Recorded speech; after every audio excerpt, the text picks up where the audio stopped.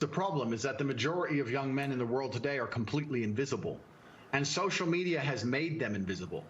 If you go into an Instagram feed, you have extremely beautiful women, which is fine. They're beautiful. They're allowed to take pictures. But the only men who have followers are men with massive social status, right?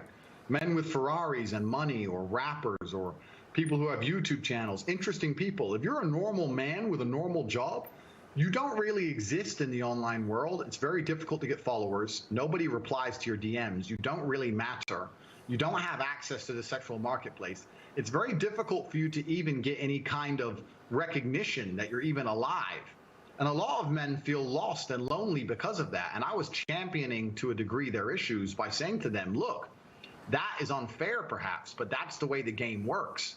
You need to become a man of importance. You need to become a man of influence, or you're going to suffer the pain of being invisible forever. Here is how you do it. I wasn't trying to change the rules of the game. I was just telling the men how to win, because I came from nothing and I'm completely and utterly self-made.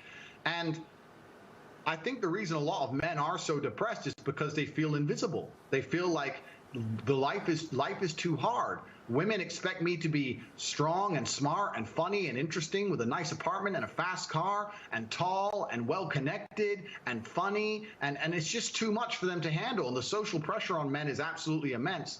And I was championing their issues. And at the same time, all these social media platforms pretend to care. As soon as somebody they resonate with stands up and champions their issues, they mass blanket ban me, which shows they have absolutely no care for the young men of the world today. They think that by banning me, I'm just going to vanish and the young men are just going to go and start eating the gruel that they're fed on their YouTube feed. They don't want to read. They don't want to see transgender people wear makeup. They don't want to see that. They want to see a man who has a bunch of money and a nice life and some fast cars and is strong and is confident. They want an action hero. And that's something that large portions of the world still want to be.